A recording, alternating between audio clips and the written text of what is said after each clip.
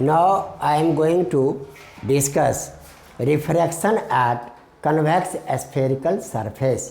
हम convex spherical surface पर refraction करने जा रहे हैं from rare to denser medium for real image. यदि आपको सिंपली कहता है derive relation n2 by V minus n1 by U equal to n2 minus n1 by R, ये निकालने के लिए आपको कह देते हैं, तब तो बेटा आपको रियल भी करना चाहिए और वर्चुअल भी करना चाहिए।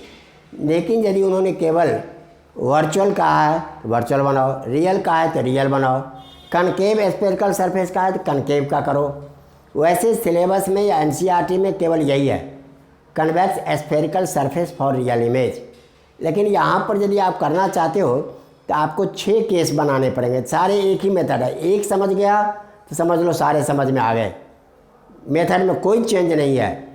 कहोगे कैसे? तो एक रियल इमेज, इसी का एक वर्चुअल, कनकेव का वर्चुअल, फिर ये चाहे आपका रेयर टू डेंसर का, वो रहेगा आपको डेंसर टू रेयर का। इस तरह से 6 केसेस हो जाते हैं।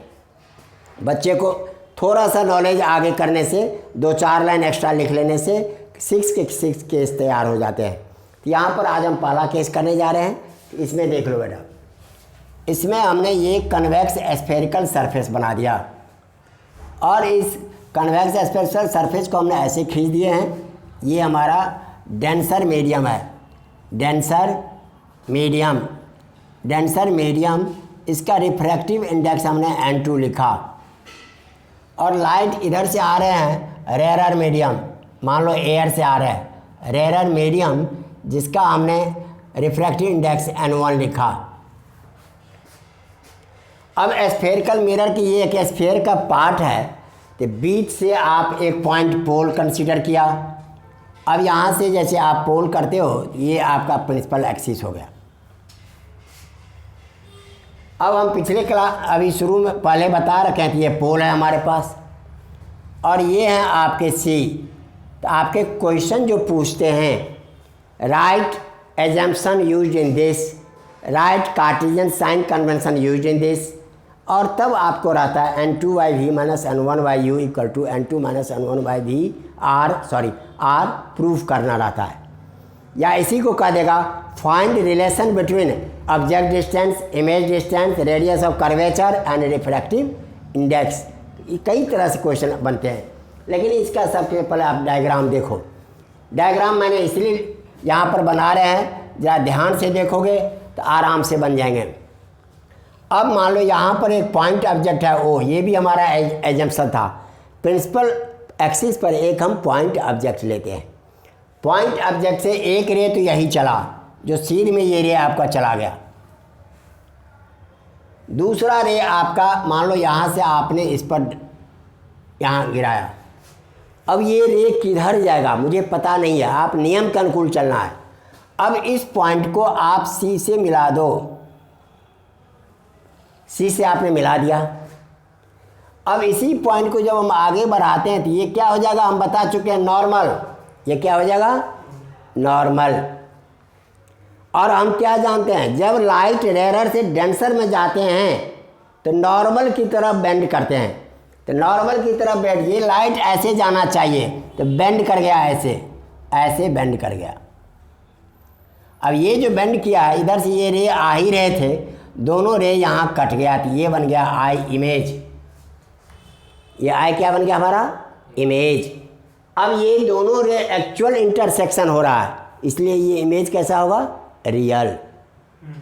अब इस पर जैसे आप लिखते हो, लेटर हम कुछ इस तरह से डाल देते हैं जो सभी को बन जाए। ये ए है हमारा, ए लिख दिया। ये रिफ्रैक्टिंग सरफेस को हमने एक्स और वाई यहाँ तक नोट कर दिए, इनके बीच में आप डायग्राम बना दिए। साथ साथ यहाँ आप कहीं भी लिख दो n2 ग्रेटर दैन n1, ये आपने इंडिकेट कर दिया।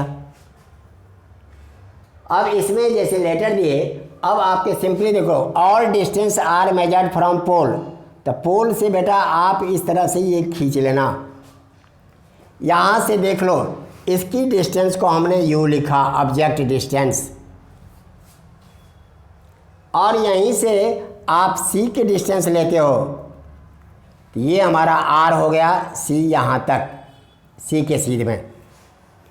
और यहीं से आप इमेज का डिस्टेंस लेते हो तो आप यहाँ वी लिख दो, वी यहाँ तक आ गया।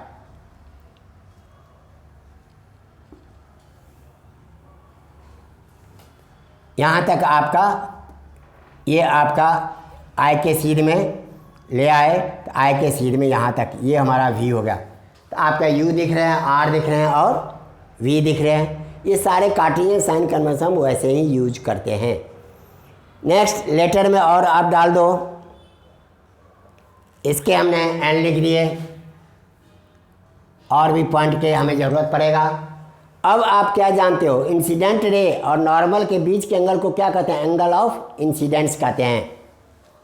तो ये एंगल हमारा क्या हो जाएगा, आई, एंगल ऑफ इंसिडेंस। और नॉर्मल और रिफ्रैक्टेड रे के बीच के एंगल को आर कहते हैं, एंगल ऑफ रिफ्रैक्शन। तो ये आपका हो गया आर, ये हमारा आर हो गया, आर। अब यहाँ तक आपको क्लियर है? अब यहाँ तक आपके क्लियर है तो फिर अब इसमें कोई परेशानी नहीं है। अब सिंपली देख लो, ऑब्जेक्ट जो एंगल बनाता है उसको हम अल्फ़ा कहते हैं, इमेज जो बनाता है उसको हम बीटा कहते हैं, और सी के साथ जो एंगल बनाता है इसको हम गामा कहते हैं। क्योंकि हम एजम्पशन से लिख रखे हैं, all objects are taken point, जैसे कि इमेज भी पॉइंट बने, और incident ray, refracted ray, normal, all make small angles with principal axis. ये हमने एंगल ले लिया, यहाँ तक आप देख लो। अब ये जितनी बातें हमने बता दी हैं, ये सारे के सारे पेपर पर लिखने की हमें यहाँ ज़रूरत नहीं है। यहाँ पर देखो, द स्कीमेटिक रे डायग्राम। बेटा ये हेडलाइन बहुत बड़ा है, तो हेडलाइन में ही इंडिकेट हो गया, schematic ray diagram of the situation is shown in figure। Paragraph change कर दो, here O is point object whose image is I, image आपका I है, which is रियल, इसका कैरेक्टर्स इंडिकेट कर दिए, real, inverted and like point size. Image भी इसका like point size बन गया। आगे बात समझ में यहाँ पर? अब यहाँ पर इतने जल्दी समझ में आ गए। इसके बाद अब आप देख लो, हम दो केस निकालने के लिए प्रयास करते हैं। अब देख लो बेटा, यहाँ पर हमें आई चाहिए और आर चाहिए। देखो, जिनको रटे रटाए हैं वो तो मान लो एक्सटर्नल सर्किट वगैरह पहले निकाल लेते हैं, लेकिन हमें रटे रटाए नहीं है। तो हम इस कंडीशन में सिंपली जो लिखेंगे, तो अब हम यहाँ पर स्नेल्स लॉ यूज कर देते हैं। भाई वहाँ तो बनाने के लिए कहेंगे ना, तो कोई स्टेप आगे लिखो या कोई पीछे, हमें सुविधा जिसमें होगा हम वो काम करेंगे। तो अब यहाँ पर देख लो, according to Snell's law,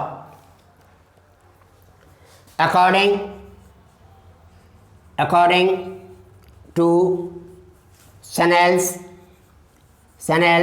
law of refraction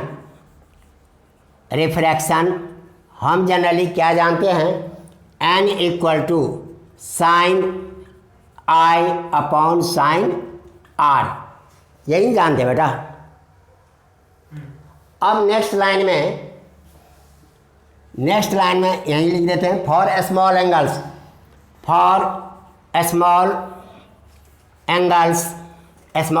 के लिए sine I, small angles in radian लिख देना, ये रेडियन में चलते हैं। Sine I equal to I, sine R equal to R, and n equal to n2 by n1 refractive index of second with respect to first.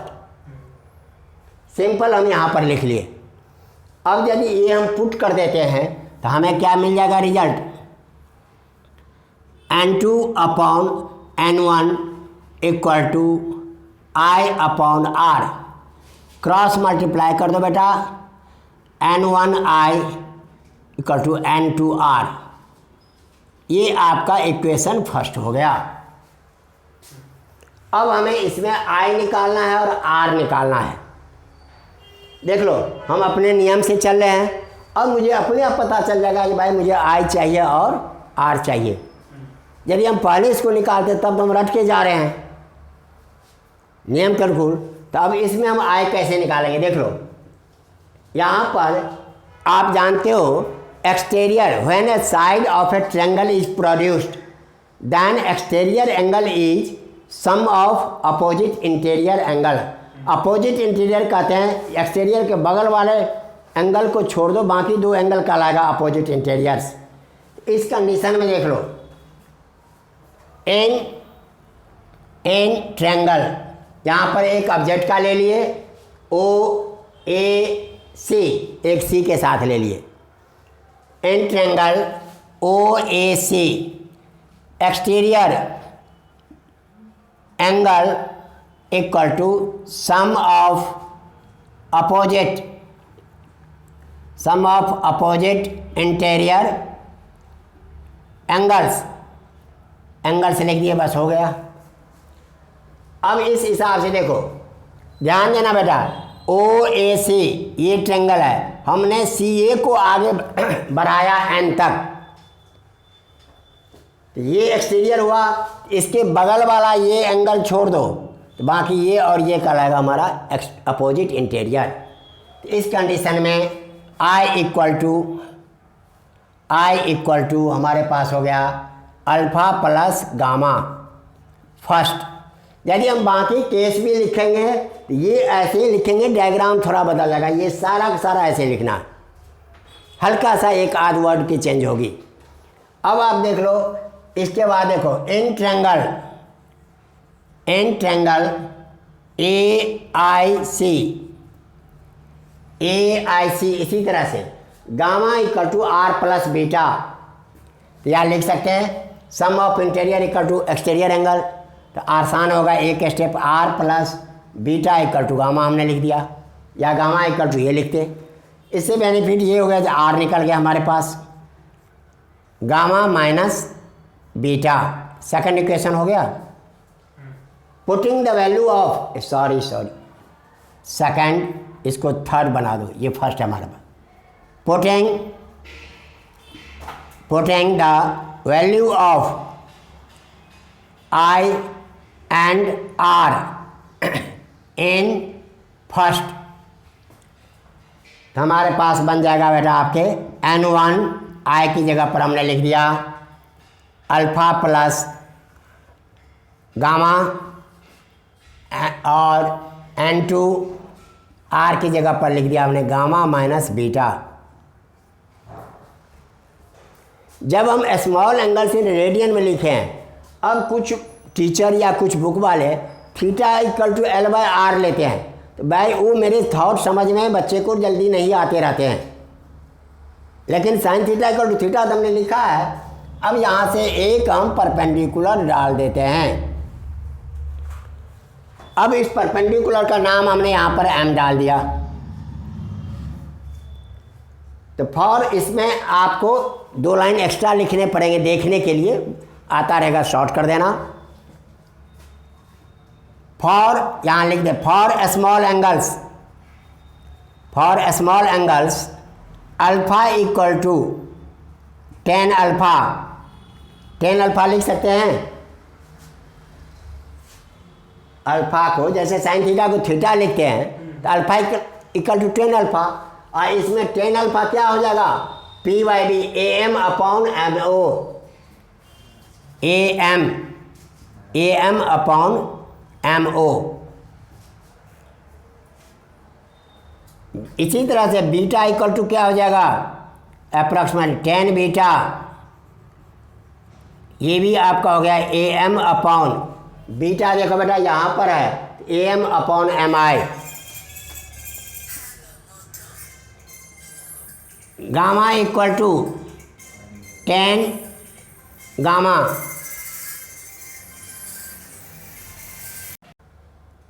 अब हमारे पास जैसे 10 gamma है, यहाँ पर रहेगा A M upon M C, A M upon M C.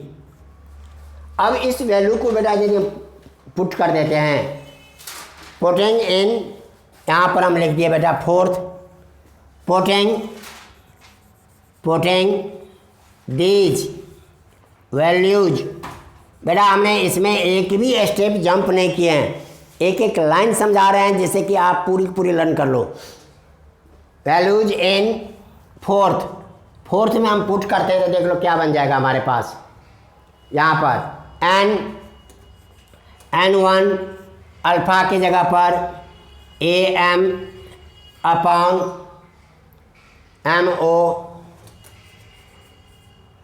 Plus gamma की जगह पर A M upon M C, A M upon M C equal to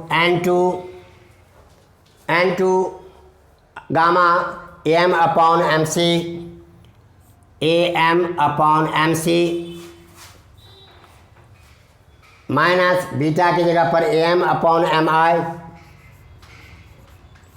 M I,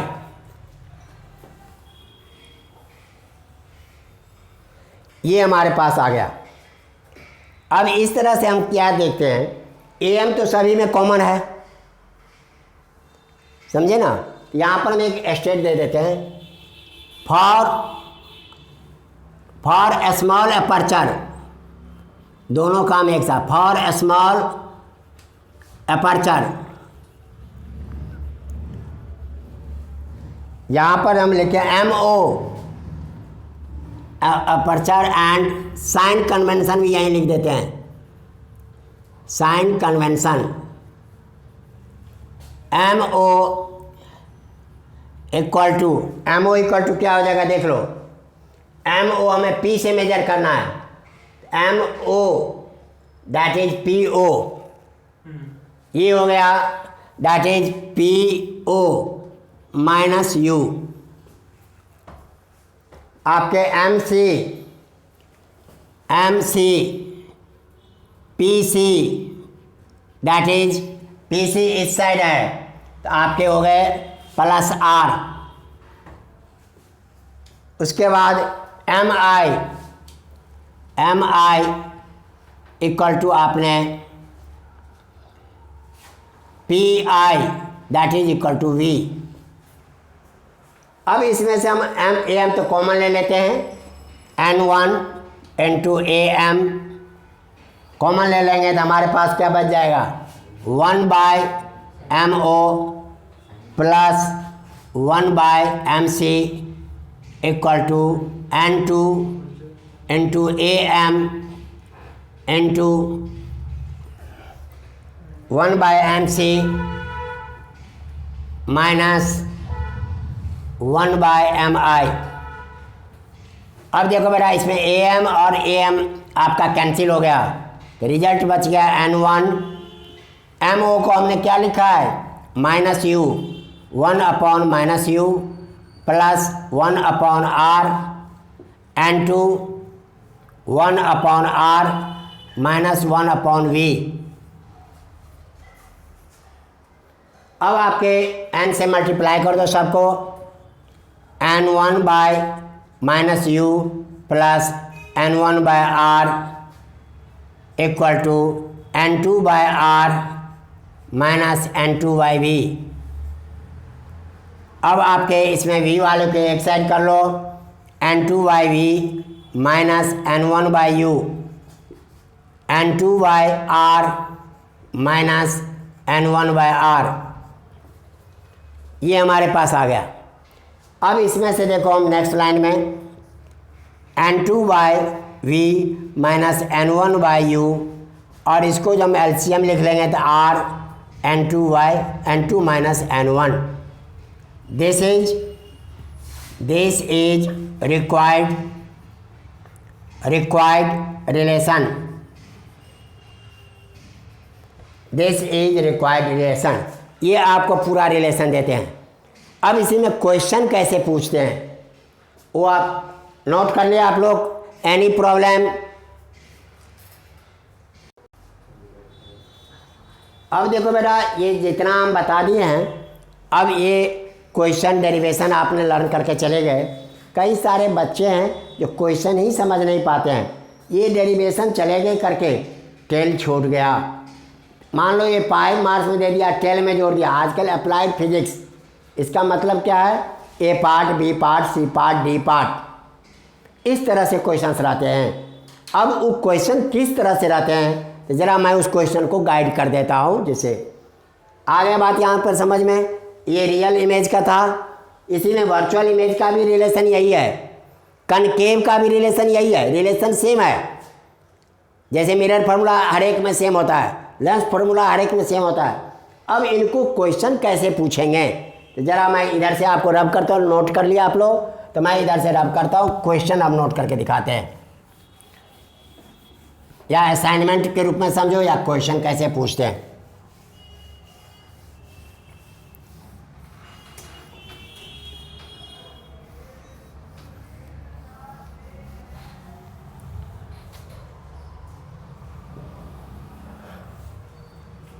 question देख लो, व्हेन रिफ्रैक्शन, या इस असाइनमेंट के रूप में समझ लो, असाइनमेंट। इस पर क्वेश्चन कैसे बनेंगे अब आप ज़रा ध्यान दो।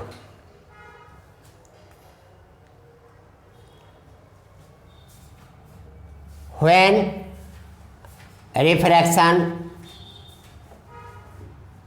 occurs at a convex spherical surface,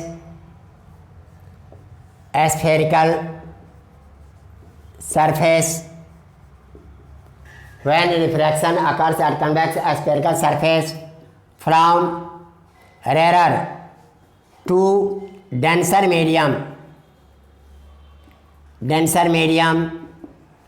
for real image, देखो आपने यहाँ पर रियल इमेज जोड़ दिए हैं। यदि उन्होंने केवल इतना ही रियल नहीं दिया तब भी आपको इतना लिखना है। नियम कानून मेरे हिसाब से तो वर्चुअल भी लिखना चाहिए, लेकिन कम से कम इतना तो लिखोगे। Find, establish relation between object distance, bracket में यू लिखा है, इमेज डिस्टेंस वी लिखा है, and radius of curvature r. अब देखो एक क्वेश्चन में, when refraction occurs at convex spherical surface from rare to denser for real image, for virtual image, ऐसे दे सकते हैं। या कुछ नहीं देंगे तो दोनों लिखना है। Establish relation between object distance, image distance and this, ऐसे दे दिया। अब दूसरा क्वेश्चन देखो, डिराइव पहला पार्ट बना दिया, derive n2 v minus n1 by u, n2 minus n1 by r, where u, v and r have usual meaning.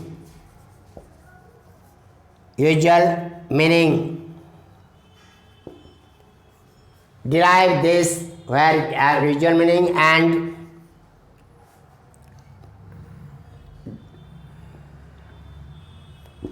at convex spherical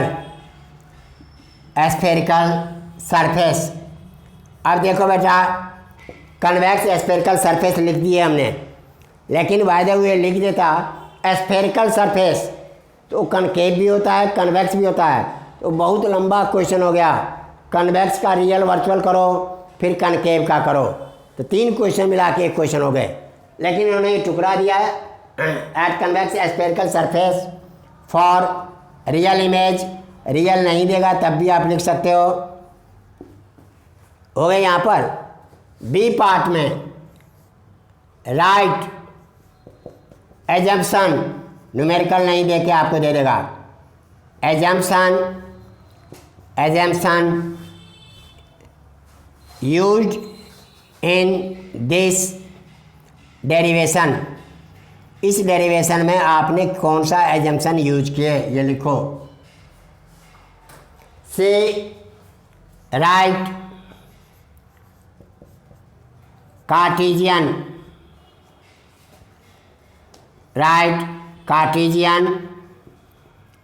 sign convention used in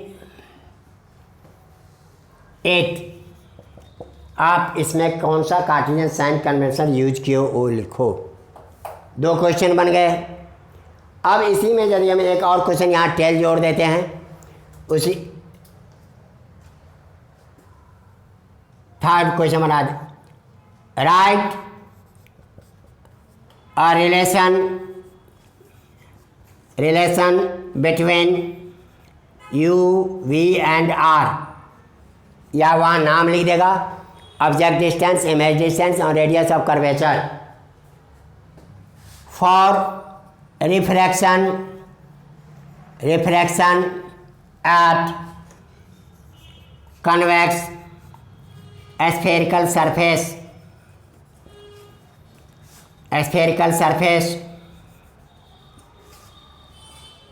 when refraction occurs from denser to rarer, ये question हमने 1 number में डाल दिया है।